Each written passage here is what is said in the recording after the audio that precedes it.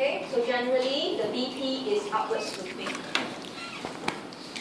We will not write out the intercept, we will just highlight the slope is m1 over f. Okay.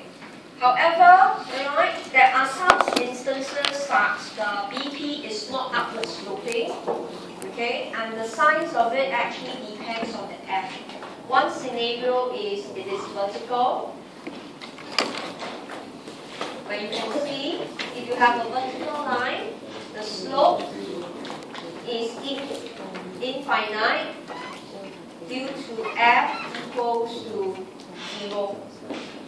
So if the slope is m1 over f, there is a possibility that the line is vertical because f is 0. Please don't say m1 is infinite. There's no m1 infinite. m1 must be less than 1. Right? Marginal propensity to import out of your income. If your income is $1, you can only spend maximum $1. You cannot spend infinite amount. So the only way for BP to be vertical is the denominator f is 0. Funds cannot flow in and out of the country. Right? And the best example we have is North Korea. But I said this is the best example. It's not a good example because we don't even know whether there's interest rate in North Korea. But taken as there is. But it's a country, money cannot go in, cannot go out. Right? Okay, so in this case, the country will have a vertical BP. Okay, so for comparison, let's look at the intersection point as referencing. Now let's draw another set. Okay, but now the BP curve, instead of being vertical, it can be horizontal. Okay, so at the intersection point A, okay, you have BP, where the slope is now 0. Right, and you could see this is primarily due to f is infinity. Okay, right? Or in some cases, m1 is 0.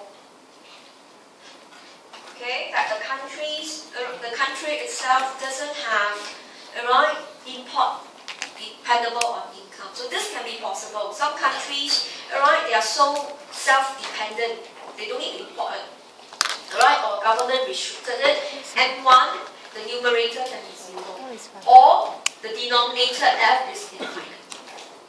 Okay, so in this case, this is very much the best example we can think of is example Singapore. But Singapore's line is not totally horizontal, it's very flat.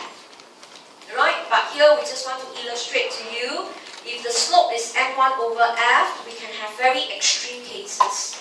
F is 0 versus f infinite. And we call that perfect capital mobility, giving us a horizontal BP. So the BP curve is a sum of two accounts. Okay, and every single point, no matter where you pick, at point A, for all the three curves, BP is 0.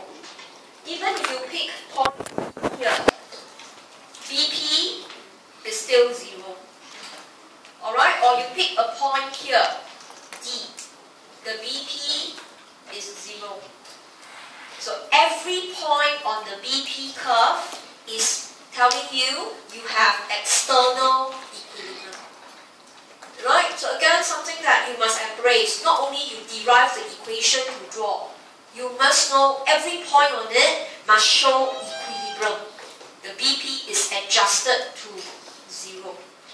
Okay, alright? So with that, let's move on to the next discussion. So I have briefly done, the next page with you already, so you can take a look. Slope of BP, so I've done this, f1 over f.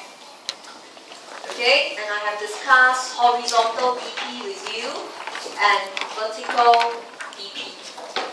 Okay, so I will skip this portion, so you can draw in the diagram when you go back and revise. Okay, then now let's look at the intercept.